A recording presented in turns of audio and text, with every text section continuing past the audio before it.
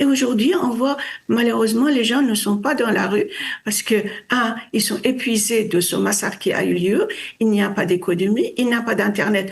Donc, ce que je suis en train de vous dire est biaisé par manque de connexion. Ils se disent, mais qu'est-ce qui va arriver? Est-ce que les Israéliens et les Américains vont nous laisser dans la main de ces bandes de sauvages?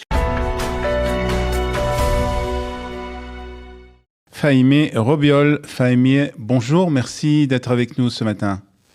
Bonjour de m'avoir invité. Vous êtes franco-iranienne, vous avez été ingénieure nucléaire en Iran, et puis ensuite vous êtes partie de l'Iran et vous avez arrivé en France où vous avez eu des responsabilités très importantes au sein du commissariat de l'énergie atomique, le CEA en France. Et aujourd'hui, vous êtes chargé de cours en leadership et en négociation dans plusieurs écoles, dont l'ENA, si je ne me trompe pas. Alors, Fahimé, je voudrais vous poser comme question pour commencer, de quelle manière le cessez-le-feu a été accueilli, d'après ce que vous pouvez entendre, sur la population iranienne? Est-ce que c'est pour eux une certaine de victoire, ou c'est peut-être un soulagement, peut-être même pour eux, que ce cessez-le-feu arrive pour la population iranienne? Alors, d'abord, merci de m'avoir invité. Je pense que l'interprétation de ce cessez-le-feu était basée sur est-ce que les objectifs de façon décisive ont été atteints. Donc, la population regarde qu'avant, en juin, on disait que on sait que la matière nucléaire est enfouie, mais on est en train de continuer à l'observer. Le 8 avril, on a dit exactement la même chose. Donc, on peut pas dire que cette partie a été atteinte comme objectif et que la population est soulagée. Deuxièmement, on avait dit qu'on n'est plus les proxys ont été affaiblis et on a vu que Hezbollah persiste et en plus le régime iranien affaibli, on en parlera, a fait entrer les Hachd el-Shaabi de l'Irak, des Pakistanais, les Fatemiyoun de l'Afghanistan et qui sont en train de se balader dans les rues un peu partout et le régime les protège avec les mêmes armes que a tué les gens le 8 et le 9 janvier. Donc vous voyez ce qu'il voit la population, c'est que finalement qu'est-ce qui s'est passé pendant ces 40 jours. Néanmoins, la population est consciente que avec les frappes chirurgicales israéliennes, il y a eu plus que 50 des commandants et les décideurs des répressions qui ont été éliminés, qu'il y a des sites qu'on n'a jamais imaginé que ça pourrait exister, les sites souterrains pour fabrication et lancement des missiles. Et tout ça, ça a donné, je disais, une sorte d'effroi de dire, il y a 47 ans, le régime, au lieu de s'occuper de sa population, a grossi comme je dirais un animal sans forme et que personne n'a rien vu. Donc finalement dans la population se dit, Netanyahou avait dit, avec tous ces frappes là, on va sécuriser la situation pour que les gens aillent à nouveau dans les rues pour reprendre le pouvoir et se débarrasser de ce régime. Et aujourd'hui, on voit malheureusement les gens ne sont pas dans la rue parce que ils sont épuisés de ce massacre qui a eu lieu. Il n'y a pas d'économie, il n'y a pas d'Internet. Donc, ce que je suis en train de vous dire est biaisé par manque de connexion. Et finalement, à leur place, il y a la population du régime dont je viens vous donner les spectres.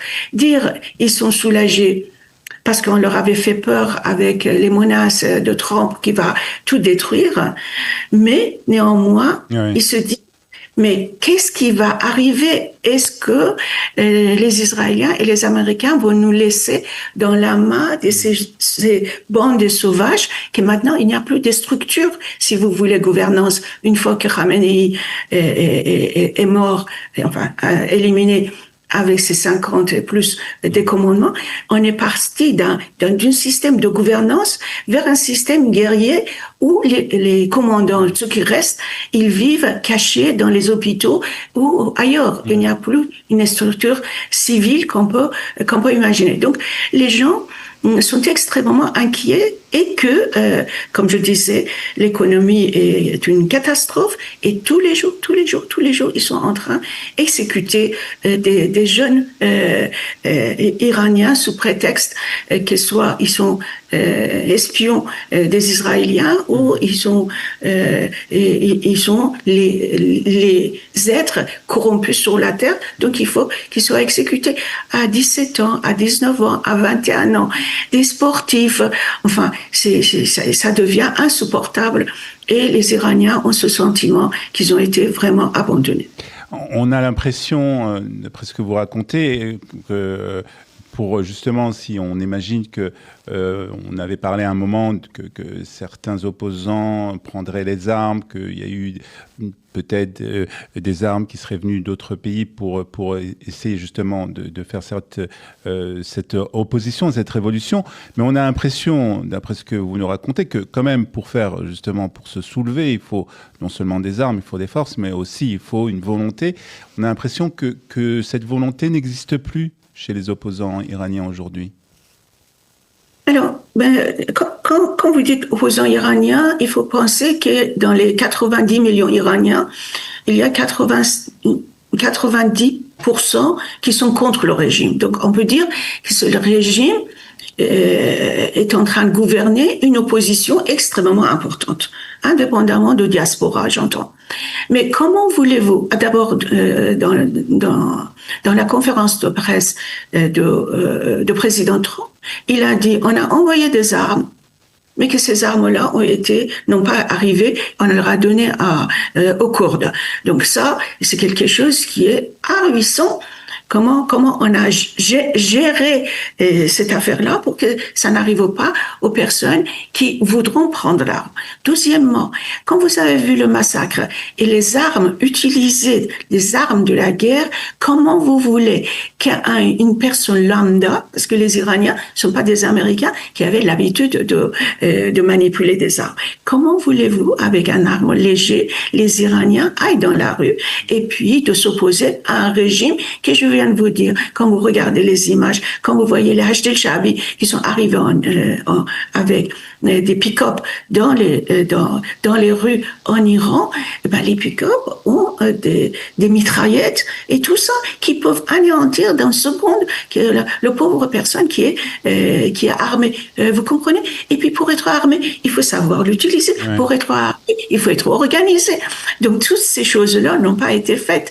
Donc les gens ont écouté ce qu'on leur a dit. On va sécuriser les villes en sorte que quand vous sortez, vous n'allez pas vous faire tuer. Et de là, de dire, pourquoi les gens prendront pas l'arme, vous voyez, c'est deux narratifs totalement différents.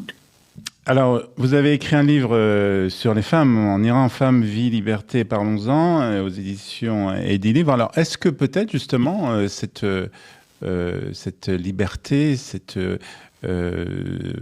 ce renversement de régime pourrait peut-être venir justement de la part des femmes? Vous avez parfaitement raison. Il faut dire que l'opposition, la première opposition à ce régime a eu lieu le 8 mars 1979, c'est-à-dire 2 ou 3 semaines après l'arrivée, la révolution 1979 en Iran. Et les femmes, parce que Khomeini a fait un fatwa que les femmes devraient aller en tchador au travail. Donc l'opposition des femmes et leur effort pour contrer ce régime n'a pas commencé à la révolution Femmes, Vie, Liberté, mais bien avant. Et les femmes sont celles qui ont qui ont payé le prix le plus fort tout au long de ces 47 ans. Et dans la révolution Femmes, Vie, Liberté, c'est les femmes qui étaient les leaders, et avec un événement qui historiquement est inédit, avec les hommes qui étaient derrière eux. Ce qui est totalement inédit dans nos sociétés un peu partout, notamment dans les sociétés des musulmans. Vous voyez. Et aujourd'hui, quand vous écoutez les 2 jours où il y a eu le massacre, quand vous écoutiez les slogans, vous entendez davantage les femmes qui faisaient des slogans. Je dis pas que les hommes n'étaient pas là, puisqu'ils étaient en famille dans 120 villes pour faire une manifestation pacifique. Mais en effet, on entendait. Et c'est les femmes qui ont convaincu que ce régime n'a plus de lieu de l'être, qu'il faut qu'il parte, parce que justement, ça, un des piliers de son existence, c'est la répression en ce qui concerne les conditions des femmes qui étaient présentées par le hijab obligatoire. Et je vous dis hier, toujours dans le sens de propagande, vous avez une vidéo où il y a une très jeune femme dans la rue qui est en train d'être mariée avec un soldat, mais un mariage temporaire d'1 mois. Ce ne peut qu'être considéré comme une prostitution. Une femme qui se marie dans la rue pour 1 mois, ça veut dire qu'on est en train de mettre les femmes, et les femmes de Hajj el-Shabi, et les femmes des Fatimiyoun, etc., à la disposition de ces guerriers pour pouvoir justement les satisfaire sexuellement, pour qu'ils puissent continuer à réprimer, parce que Hajj el-Shabi ne fait pas la guerre contre l'Israël, ni américain. Ils sont pas ce pouvoir-là, mais ils sont là pour réprimer, tuer éventuellement et anéantir tout ce qui peut paraître comme une résistance. Donc vous voyez, la situation en Iran est extrêmement complexe et catastrophique. Une délivrance qui viendra peut-être, en tout cas, en partie grâce aux femmes iraniennes. En tout cas, Fahimeh Robiol, merci beaucoup d'avoir été ce matin avec nous sur Radio Kalita. Bonne journée à vous.